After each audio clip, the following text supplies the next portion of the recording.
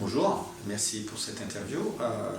Je m'appelle Matteo Barsuglia, je suis chercheur au CNRS, au laboratoire Astroparticules et Cosmologie, qui est dans les locaux de l'Université Paris-Cité.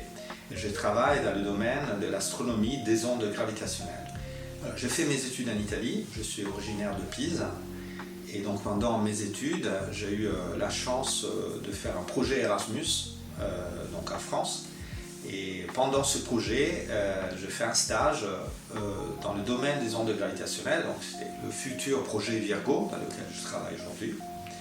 Et donc après avoir eu mon master, j'ai eu l'opportunité de faire une thèse à Paris. Et après, je suis resté à Paris, j'ai eu un poste au CNRS. Les ondes gravitationnelles sont des vibrations de la géométrie de l'espace-temps qui se propagent à la vitesse de la lumière et qui sont produites par des événements violents de l'univers, comme la fusion de deux trous noirs. Donc depuis Einstein, l'espace-temps est une sorte de moyen élastique, donc il peut se courber. Par exemple, le Soleil courbe l'espace-temps et la Terre tourne autour d'un espace-temps courbe. Donc des phénomènes violents dans l'univers peuvent secouer l'espace-temps et donc comme des ondes qui se propagent sur la surface d'un lac. Donc l'effet du passage d'une onde gravitationnelle est de changer la distance entre des masses libres. Donc nous détectons ce passage avec des interféromètres de Michelson, donc un instrument optique qui a été inventé au XIXe siècle et qui utilise des faisceaux laser pour mesurer ces variations de distance. Donc les ondes gravitationnelles représentent un nouveau messager cosmique. C'est une façon d'observer le ciel d'une façon complètement différente de la lumière. Donc la lumière est une onde électromagnétique, donc elle donne des informations. Depuis 4 siècles d'observation avec des télescopes, on a compris énormément de choses avec les ondes électromagnétiques, mais il y a des phénomènes qu'on ne voit pas avec les ondes électromagnétiques, avec la lumière sur toutes ces longueurs d'onde. Par exemple, des fusions de trous noirs avec les ondes gravitationnelles. Nous avons compris que les trous noirs peuvent vivre dans des systèmes binaires. Voilà, on a des informations différentes. On peut faire de la cosmologie, de la physique fondamentale, on peut faire des tests de la relativité générale. Avec les ondes gravitationnelles. Donc c'est une nouvelle fenêtre sur l'univers. Voilà, les données sont traitées avec des algorithmes qui soit comparent les données à des templates, des patrons d'ondes, en fait des formes d'ondes simulées ou calculées en utilisant la relativité d'Einstein.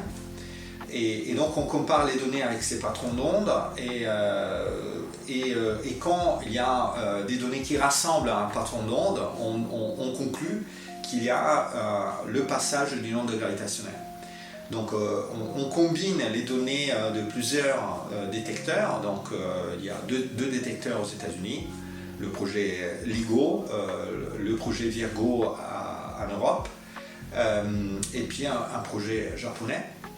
Donc les données sont réunies, sont traitées et puis voilà, on les analyse pour comprendre, pour avoir des informations sur les sources. Nous sommes encore dans une phase où on améliore cette infrastructure,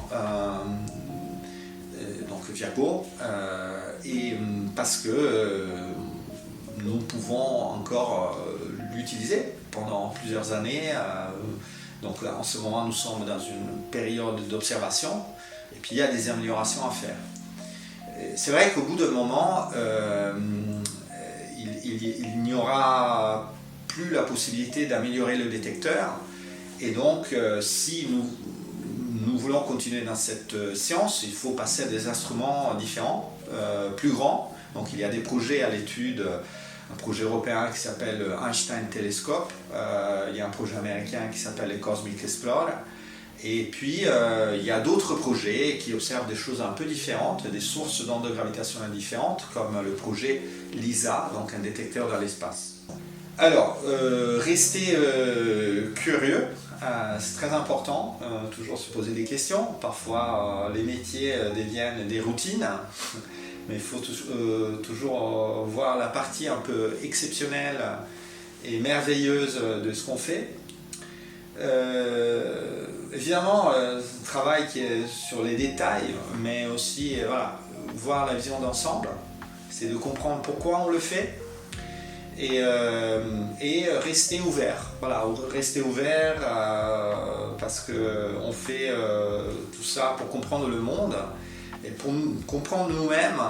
Et pour le faire, il faut vraiment rester ouvert et ne pas trop se renfermer. Même si on travaille dans des laboratoires, il faut aussi voir ce qu'il y a tout autour.